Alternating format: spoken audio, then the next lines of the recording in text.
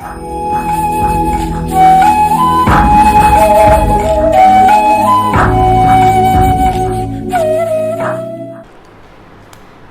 नमस्कार जी सभी को। आज मैं फिर से आ गई हूँ लेकर अगला lecture basic ideas of vector calculus and fields पे। So today we are going to discuss about curl. अब कर्ल सुनते ही आधे लोगों के दिमाग में तो नर्सरी राइम घूमनी शुरू होगी। चाबी checks dimple chin rosy lips teeth within curly hair very fair. बाहर आइए नर्सरी राइम से। We are not going to do that. तो कर्ल बेसिकली मीनिंग वही है, कर्ल रीलिंग मोशन, कुछ उसी चीज़ से ये लिंक है। तो देखिए, कर्ल करने से पहले we will have to discuss circulation, circle के अंदर जो भी मोशन है। उसके बाद आप लोगों को क्लैरिफाई होगा कि एक्चुअल में कर्ल है क्या। So first we are going to discuss circulation. As the name indicates, circulation, किसी को सर्कलाइज कर देना, किसी को सर्कल के अंदर लेके जाना। मेरे पास सपोज एक वायर है, मैंने उसके दोनों एंड्स को ऐसे ज्वाइन करवा दिया, so it will become a circle and basically that is termed as circulation. तो बेसिकली जो सर्कुलेशन मैथमेटिकली अगर मैं बात करूं, this will be the line integral of a vector field along a closed path in the field. उस field के अंदर ही, उसी फील्ड का एक क्लोज्ड पाथ के अंदर लाइन इंटेग्रल, उसको हम क्या बोलते हैं? Circulation. I am again repeating, line integral of a vector field along a closed path in the field is termed as circulation of that field. तो सर्कुलेशन को जनरली सी से डिनोट करवाया जाता है। और मान लीजिए मेरे पास कोई फील्ड है बी और डी एल लाइन इंटेग्रल, और ये जो सिंबल है, ये जो छोटा सा गोलू रसगुल्ला सा मैंने बना दिया, basically this represents closed line integral. तो मैथमेटिकली इसको इस तरीके से रिप्रेजेंट किया जाता है।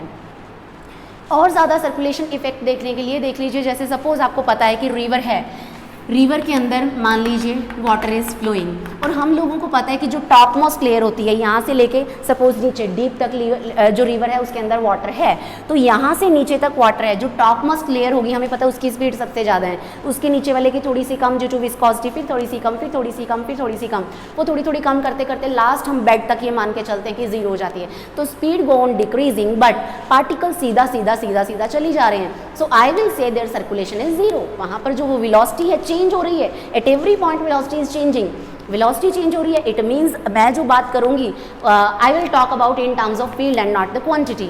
मतलब क्वांटिटी क्या है? एक स्पेसिफिक वैल्यू होती है, फील्ड में वो वैल्यू बार बार चेंज होती है।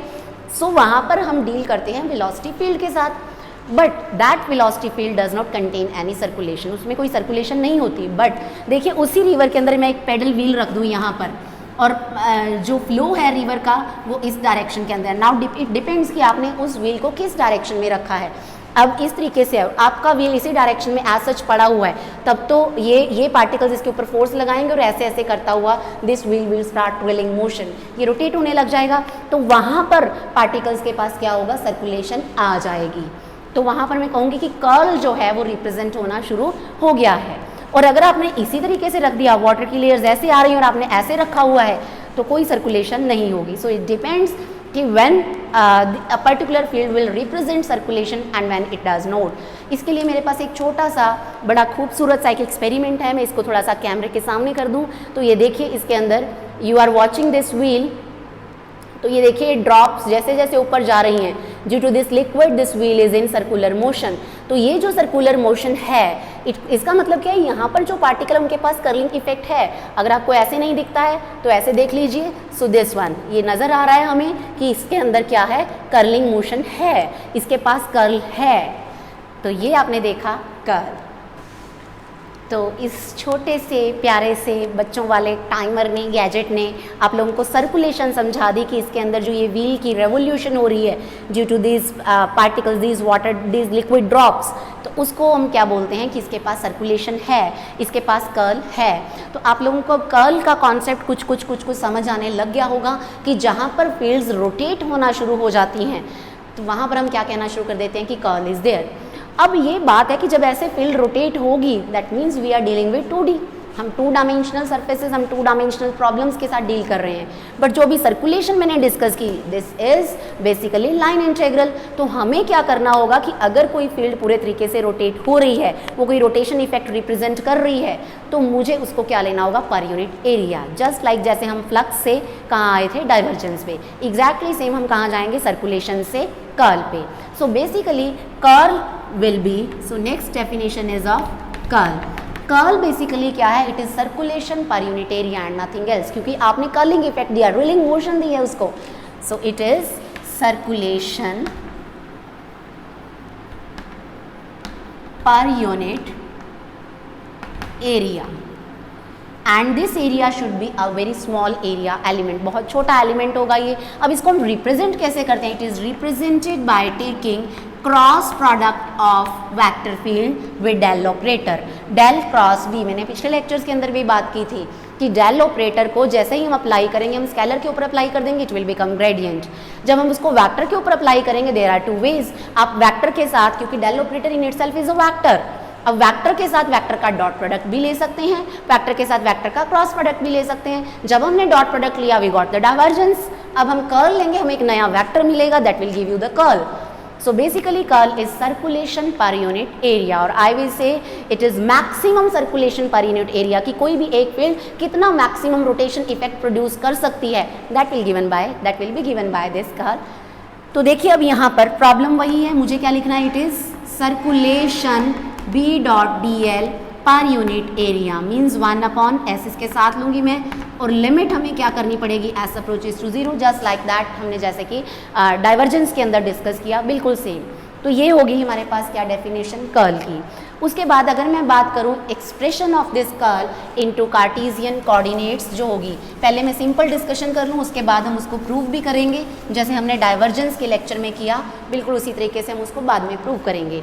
तो पहले देखिए, बिकॉज मुझे कर्ल ऑफ बी लेना है एंड आई नो ये जो डेल है, ये डेल किसके इक्वल होता है, i cap curly by curly x, J cap curly by curly y plus k cap curly by curly z. इसका आपको क्रॉस प्रोडक्ट लेना है b x i cap vector के साथ, b y j cap and b z k cap. तो अब देखिए this will become equal to i cap j cap k cap. Cross product लेना आपको भली भांति आता है, इसमें कोई हमें लंबा चौड़ा मंत्र तो पढ़ना नहीं होता।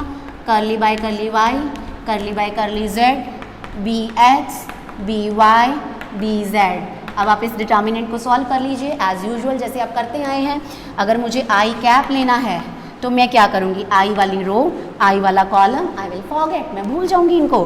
तो मेरे पास क्या आएगा, curly B Z upon curly Y minus curly B Y upon curly Z. उसके बाद I will write plus J cap. कुछ स्टूडेंट्स यहाँ पर माइनस जे कैप भी लिखते हैं, कोई फर्क नहीं पड़ता, मैं अंदर वाले टर्म्स रिवर्स कर दूंगी। इसको भूल जाइए, इसको भूल जाइए, हमारे पास आ जाएगा curly B x upon curly Z minus curly B Z upon curly x. So this will be the y component along with this plus k cap. K cap वाली रो एंड के कैप वाला column छोड़ दीजिए। So curly B Y upon curly x minus curly B x upon curly y. So this is basically curl. This is x component of curl, this is y component of curl and this is Z component of curl. अब ये आया कैसे, जैसे हमने divergence के अंदर prove किया था वैसे ही हम कर्ल में भी इसको प्रूव करेंगे। उससे पहले मैं इसकी फिजिकल सिग्निफिकेंस डिस्कस कर लूँ। इन द मीन टाइम मान लीजिए ये जो कंपोनेंट्स हैं इनको मैं इधर राइट हैंड साइड पे लिख दे रही हूँ ताकि आपको ये समझ आ जाए कि हम जो डिराइव करने जा रहे हैं, जो हमने डिराइव किया वो ठीक है। एक्स कंपोनेंट क्या है, curly B z by curly Y minus curly B Y upon curly z. इसी तरीके से वाई कंपोनेंट उसका magnitude it is equal to curly B x upon curly Z minus curly B z upon curly x. Similarly, z component of curl it will be equal to curly b y upon कर ली x minus कर ली b x upon कर ली y। देखिए इसकी curl की कितनी खूबसूरत एक expressions हमारे पास बनकर आ जाती हैं। देखिए अगर x है तो y और z है, y है तो z और x हैं, z है तो x और y हैं। हमें पता भी है कर्ल मीन्स रोटेशन इफेक्ट। जो वेक्टर होगा, दो क्रॉस वेक्टर्स का अगर आप क्रॉस प्रोडक्ट ले रहे हैं, you will get a third vector and that vector will be acting as perpendicular to those two initial vectors, तो वो दूसरे प्लेन के अंदर डेफिनेटली जाएगा। तो हमें ये चीज़ समझ आती है। अब अगर मैं बात करूँ तो फिजिकल सिग्निफिकेंस ऑफ कर्ल, क्यों पढ़ रहे हैं कर्ल हम, कहाँ काम आता है, तो इतना हमें समझ आ रहा है this will give you the rotational effects of any field, कि अगर कोई फील्ड रोटेट कर पा रही है कि नहीं कर पा रही है। If I talk about physical significance of curl, physical significance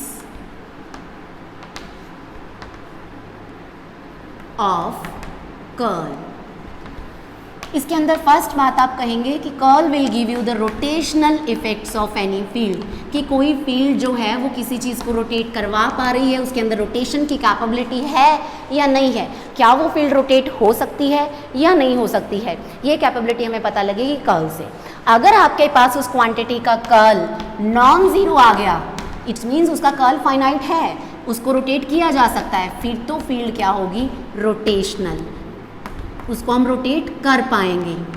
but अगर ये कर्ल आपके पास ज़ीरो आ जाए, then we will be calling the field as irrotational field. तो फील्ड क्या बन जाएगी, इररोटेशनल फील्ड। अगर मैं सेकंड पार्ट के अंदर बात करूं कि समटाइम्स क्या होता है कि कर्ल ऑफ जिन फील्ड्स का कर्ल ज़ीरो है, those fields are termed as lamellar और conservative field. This gives you the information about lamellar and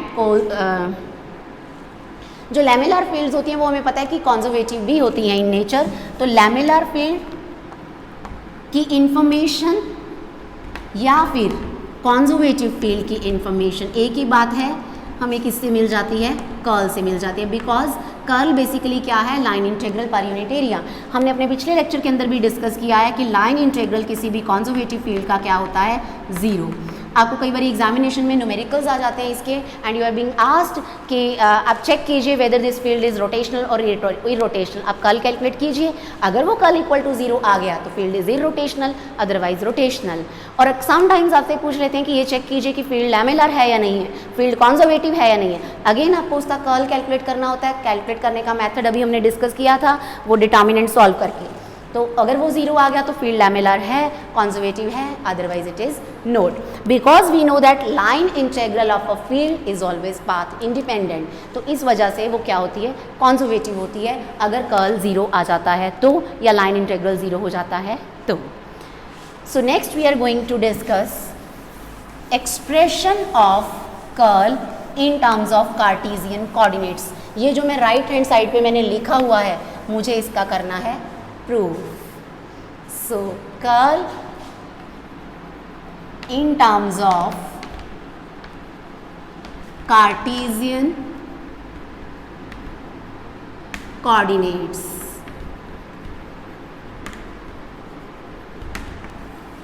ये हमें करना है। अब क्योंकि सर्कुलेशन पर यूनिट एरिया है तो मुझे एक पर्टिकुलर एरिया के अंदर एक सर्कल सॉर्ट ऑफ कंसीडर करना पड़ेगा, एक क्लोज लूप कंसीडर करना पड़ेगा। अगर मैं एक्स एक्सिस वाला एरिया ले रही हूँ तो मुझे वाई जेड प्लेन के अंदर एक कर्व मानना पड़ेगा, एक कर्ल। तो कंसीडर एन एलिमेंट्री एरिया, और you can say consider an elementary area loop A B C D से मैं इसको डेजिग्नेट कर देती हूँ, एंड इट्स एरिया मैं मान लेती हूँ कि एक्स एक्सिस की तरफ जा रहा है। So this is X axis, this is Y axis, this is Z axis. तो यहाँ मैं इसको ड्रॉ कर रही हूँ वाई जेड प्लेन के अंदर। अब वाई जेड प्लेन के अंदर ये पड़ा हुआ है, तो जो मेरी फील्ड है वो वाई एक्सिस में भी चेंज हो रही है, वो जेड एक्सिस में भी चेंज हो रही है। लेट अस सपोज मैंने यहाँ माना this point is A, this point is B, this is C, this is D, and we will move from A B C D and वापस ए पे। अब देखिए ये जो है यहाँ पर जो फील्ड काम कर रही है along Y axis, suppose that is B Y, और यहाँ पर जो फील्ड काम कर रही है along Z axis, suppose that is B Z. मैंने मान लिया कि फील्ड वाई एक्सिस के अलॉन्ग बी वाई काम कर रही है और जेड एक्सिस के अलॉन्ग बी जेड काम कर रही है। Now let us discuss the coordinates of A B C and D. मैंने माना कि ए के जो कोऑर्डिनेट्स हैं वो हमने माने एक्स वाई एंड जेड हो गई। तो लेट अस सपोज यहाँ मैं लिख देती हूँ कोऑर्डिनेट्स ऑफ ए क्या हो गए, एक्स वाई एंड जेड, ये आ गए। Now coming on to B, जब आप ए से बी पर जा रहे हैं, when you are moving from A to B, you are moving along Y axis, तो मान लीजिए ये जो वाई एक्सिस के अंदर इस लूप की डायमेंशन है दैट इज डी वाई, मतलब आप डी वाई डिस्टेंस ट्रैवल कर ऊपर जा चुके हैं अलोंग वाई एक्सिस। ना जेड एक्सिस में मूवमेंट हुई है ना एक्स एक्सिस में मूवमेंट हुई है। सो कोऑर्डिनेट्स ऑफ बी जो है मैं यहाँ लिख दे रही हूँ, ये क्या हो जाएंगे, X Y plus D Y Z, इसके कोऑर्डिनेट्स ये हो जाएंगे। आप यहाँ भी लिख सकते हैं इधर coordinates of b are x Y plus t y and z. Now we are going to move from b to c. देखिए बी टू सी आने के लिए पहले मैं इधर से चली जाऊँ ए से डी, क्योंकि पूरी की पूरी रो शिफ्ट होकर इधर आई है। जब आप सी पे आए तो जेड एक्सिस भी चेंज हुआ और यहाँ तक आने में वाई तो पहले ही चेंज हो गया था। तो सी के अंदर वाई और जेड ये दोनों कोऑर्डिनेट्स चेंज हुए हैं, एक्स इज नॉट चेंज। तो we will be writing here X y plus ty and z plus tz. These are the coordinates of point C. Exactly same मैं यहाँ लिख देती हूँ coordinates of C are x y plus dy z plus dz. ये changes आ गए। Coming on to D, जब आप A से D आए you are moving along z axis. z axis के अंदर मूवमेंट की तो मान लीजिए यहाँ पर z एक्सिस के अंदर dz dy है dz है, यहाँ पर भी dz था। तो coordinates of D are, D के कोऑर्डिनेट्स क्या हो जाएंगे, neither you have change X nor you have change Y, ना तो एक्स के अंदर कोई चेंज आया ना ही वाई के अंदर कोई चेंज आया। तो देखिए this will become x Y z plus d Z. तो coordinates of A B C and d we have written these. Next we are going to discuss basically the curl. I will need this diagram so I will not erase it. So coordinates of D I can write here x y z plus dz. So basically these were the coordinates of points A, B, C and D. But this is not our aim. We wanted to calculate curl. We wanted to express curl in terms of Cartesian coordinate. So let us suppose I am going to write curl x axis okay along और curl of B along X axis. I need to write component X Y Z plane के अंदर ये पड़ी हुई है, तो इसका area vector कहाँ पर जाएगा, एक्स एक्सिस के अंदर। But that will be value क्या होगी उसकी, D Y into D Z and I cap आप कह सकते हैं। अब कर्ल हमें पता है क्या होगा, limit area approaches to zero S x approaches to zero 1 upon X X पर unit area, what is that, circulation. So it will be B dot D L, close loop कौन सा loop, A B C and D. So it is along A B C D, ये हमें करना है। अब आप लोगों ने इन द लोअर क्लासेस ये भी पढ़ा हुआ है कि अगर एक क्लोज कर्व के अराउंड और वो रेक्टेंगुलर हो या जो भी हो, आपको इंटेग्रल करना होता है, आप उसको पार्ट्स में ब्रेक कर लेते हैं। बहुत आसान है चीज़ों को तोड़ तोड़ के पढ़ना, रिडक्शन अप्रोच ऑफ फिजिक्स। तो चीज़ों को तोड़ तोड़ के पढ़ना बड़ा आसान है। मैंने इस इंटेग्रल को 4 पार्ट्स में ब्रेक कर लिया। अब वो 4 पार्ट्स कौन से हैं, a to b, b to c, c to d and d to a. Then I will write here curl B x, it will be equal to limit S x approaches to 0 1 upon s x. यहाँ पर क्या हो गया, integrations break हो गई, ए से B, B से सी, सी से डी एंड डी से ए। ये हमने लगाया किसके ऊपर, बी डॉट डी एल के ऊपर। इसकी हमें क्या कैलकुलेट करनी है, वैल्यू। अब हम इंडिविजुअली वन बाय वन करके इनकी वैल्यूज़ फाइंड आउट करेंगे। लेट अस सपोज मैं पहले ए से बी के इंटीग्रल को सॉल्व करती हूँ। ए से बी मुझे जाना है और मुझे लिखना है B dot D L. A से बी, ए बी इस लाइन के अलॉन्ग जो फील्ड एक्ट कर रही है that is basically B Y. तो यहाँ पर मैंने फील्ड को लिखा बी वाई। लेंथ जो चेंज हुई, जो डी एल एलिमेंट यहाँ पर चेंज हुआ वो जो है दिस इज, अभी मैंने इंटीग्रेशन सॉल्व नहीं किया है तो मैं यहाँ पर लिख दे रहूँगी इसको डी एल। उसके बाद देखिए हमें लिखना होता है कॉस।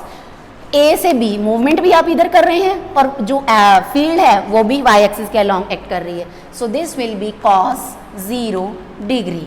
अब इसको जब मैं सॉल्व करूंगी तो बी वाई कॉन्स्टेंट होने की वजह से बाहर आ जाएगा, बी वाई बाहर आ गया, integration d L a to b, a से बी लेंथ कितनी है डी वाई, तो ये हमारे पास सॉल्व करके क्या आएगा B Y D Y, because cos zero is 1। तो मैं इन इक्वेशंस को नंबरिंग कर दे रही हूँ। Let us suppose this is equation 1 and this is equation 2। अगला जो पार्ट है, जगह कम पड़ गई है, लिखना मुझे बहुत ज़्यादा है। अगला पार्ट जो है, हमने यहाँ पर ए भी डिस्कस किया, मैं इधर से ही शिफ्ट होकर अगर यहाँ आ जाऊँ and if I write C D integral along C D, मैंने लिखा सी से D B dot D L, तो देखिए अगेन सी से डी बी की वैल्यू, जब आप इस साइड शिफ्ट होकर आ गए हैं तो बी वाई के अंदर अलॉन्ग जेड एक्सिस चेंज आना शुरू हो गया। अब मान लीजिए ये फील्ड इंक्रीज हो गई है, तो यहाँ आकर लेट अस सपोज की जो फील्ड बनी वो फील्ड क्या बनी B Y plus D B Y. आप इधर आए हैं सी डी के अंदर आप आए हैं, यहाँ पर सी डी के अंदर जब आप आएंगे तो आपकी फील्ड जो है वो बी वाई है और वो थोड़ी चेंज हो गई है, मैंने उस चेंज को डी बी वाई लिख लिया। उसके बाद देखिए मेरे पास यहाँ पर क्या आएगा D L, it will remain as such. अब देखिए एंगल सी डी, आप सी से डी नीचे आ रहे हैं, फील्ड आपने यहाँ से यहाँ, फील्ड तो यहाँ पर ही रहेगी ना वाई एक्सिस के अलॉन्ग ही, फील्ड इधर है आप नीचे जा रहे हैं, फील्ड ऊपर आप नीचे, so angle is 180 degree, so you will write cos 180 degree. तो ये वैल्यू क्या बन जाएगी, इट विल बी इंटेग्रेशन, जब आप सॉल्व करेंगे b plus D B Y बाहर आ जाएगा, dl की इंटेग्रेशन क्या बनेगी c से d, it will be again dy, तो ये क्या आएगा B Y plus D B Y D Y हमारे पास आया, cos 180 इज -1, तो नेगेटिव साइन आ गया। अब जैसे मैंने डाइवर्जेंस के अंदर बात की थी कि हम किसी भी फील्ड को, ये जो मेरे पास डी बी वाई है, by using the concept of complete differential I can write it curly B Y upon, देखिए जब ए से बी हम आए सी डी तक, we have moved along Z axis, इस साइड जेड एक्सिस है, हमने मूवमेंट की जेड एक्सिस के अलॉन्ग, यानी कि इसमें जो चेंज आया वो जेड एक्सिस के अलॉन्ग आया। तो इसको मैं क्या लिख सकती हूँ this one, so it will become minus B Y plus curly B Y upon curly Z D Z D Y, ये हमारे पास सेकेंड टर्म आ गई। In the same way you will proceed for other two integrals. Let us suppose now we are going to solve integration. कौन सी integration अब मुझे solve करनी है, मान लीजिए मैं सॉल्व करती हूँ ये वाली d से a, जो इजी है, जहाँ से हम शुरू होते हैं हम वहाँ से चल के दूसरी वाली की तरफ जाएंगे। d से a मैंने सॉल्व किया, b dot D L along D A, देखिए फील्ड की कौन सी एक्ट कर रही है, it is B Z, so field is acting B Z. उसके बाद आप बात कीजिए डी एल, अब एंगल देखिए, आप इस डायरेक्शन में जा रहे हैं डी से ए, दिस वन एरो ये है, और फील्ड आ रही है इधर, आप इधर फील्ड इधर, so angle is 180 degree, so cos 180 degree. And ये हमें करना है डी से ए, बी जेड बाहर आ जाएगा, integral of D L D से ए कितना है D Z, so it will be cos 180 minus, so B Z D Z, ये वैल्यू किसकी आ गई डी टू ए कल की। अब बचा क्या हमारे पास, ओनली बी टू सी बच गया।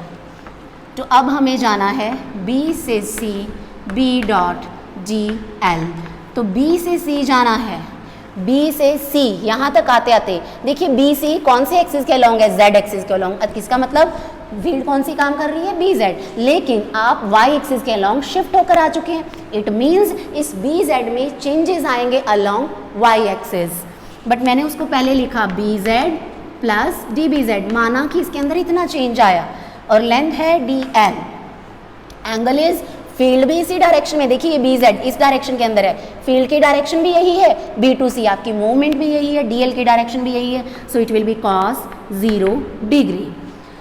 अब by proceeding in the same strategy as we did in b y and d B Y, तो इसी तरीके से हम इसकी वैल्यू डी बी जेड की क्या लिखेंगे, करली बी जेड अपॉन, मुझे क्या लिखना होगा, करली वाई लिखना होगा, क्योंकि वाई एक्सिस के अलॉन्ग इसमें चेंज आ रहा है, D B Y D Z.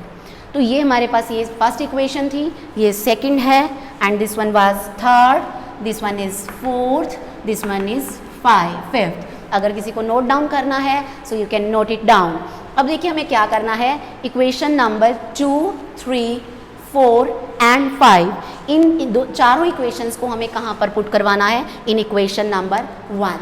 तो let us put in this, जैसे ही आप इसके अंदर इसको पुट करवाएंगे तो देखिए जो पहला ए से बी वाला पोर्शन था, मैं लिख दे रही हूँ इसको, limit S x approaches to 0 1/s(x). पहले हमने ए बी वाले की वैल्यू पुट करवाई, it was b Y d B y, इसको पुट करवा दिया, इरेज कर दीजिए। फिर है b to c, b to c की वैल्यू क्या है, B Z plus curly B Z upon curly Y D Y into D z, मैंने इसको भी पुट करवा दिया, ये भी पुट हो गया। एक बार मैं इसको इरेज कर दे रही हूँ क्योंकि बहुत खिचड़ी पकती जा रही है बोर्ड के ऊपर। उसके बाद मुझे पुट करवाना है c to d, so this one is c to d. C to d की जो वैल्यू है क्या है हमारे पास, इट इज़, इंटेग्रेशन नहीं आएगा, it will be minus B Y plus curly B Y upon curly Z D Z D Y, ये है, इसकी वैल्यू भी पुट हो गई। And the last one is minus B Z D Z. तो ध्यान से देखिए इन टर्म्स को, B Y D Y plus का ये पड़ा, B Y D Y minus यहाँ से आएगा, ये दोनों एक दूसरे को खत्म कर देंगे। B Z D Z negative यहाँ पड़ा हुआ है, B Z D Z positive यहाँ से आएगा, ये भी दोनों एक दूसरे को खत्म कर देंगे। तो इन दिस वे मेरे पास कर्ल ऑफ बी एक्स ये किसके इक्वल बचेगा, limit S x approaches to 0 1/s(x), अंदर हमारे पास टर्म्स जो बच जाएंगी those will be only this one, curly B Z curly Y D Y D Z. फिर ये देखिए यहाँ पर दिस विल बी, ये माइनस अंदर आ गया, minus curly B Y upon curly Z D Y D Z. And this 1/x is what, area along X axis, X axis के अलॉन्ग एरिया कौन सा है इस कर्व का, D Y into D Z. इस लूप का area क्या हो जाएगा, D Y into D Z. इस डी वाई डी जेड से ये D Y D Z common निकाल के हमने क्या कर दिया, कैंसिल। इसको कॉमन निकालने के बाद आप कैंसिल कर दीजिए, फिर आपके पास क्या आ जाएगा, एक्स कंपोनेंट ऑफ कर्ल। तो देखिए यहाँ से कर्ल बी एक्स किसके इक्वल आएगा, it will be curly B Z upon curly Y minus curly B Y upon curly Z. अब इसको मैच कीजिए इस फर्स्ट के साथ जो मैंने पहले लिखा था, मैच हो गया, इसका मतलब एक्स एक्सिस की कर्ल हमारे पास आ गई है। इन द सेम वे, अब आपको दोबारा कुछ भी करके नहीं दिखाना है, एग्जामिनेशन में you can write similarly, we can write y component. अब वो वाई कंपोनेंट क्या हो जाएगा, curly B x upon curly Z minus curly B Z upon curly x. Exactly same you can write curl of b z axis, इसका z axis वाला component curly B Y upon curly x minus curly B x upon curly y. तो हमारे पास x component भी आ गया, y component भी आ गया और z कंपोनेंट भी आ गया। So total curl will be the combination of all these. अब मैं यहाँ से इरेज कर दे रही हूँ because you are able to understand all these things. अब मैं डायग्राम को भी इरेज कर देती हूँ जो हमें बड़ी प्रॉब्लम क्रिएट कर रही थी बार बार। Now we don't need this. अब देखिए total curl of b, it will be equal to curl of b x component I cap, curl of b y component j cap, curl of b z component k cap।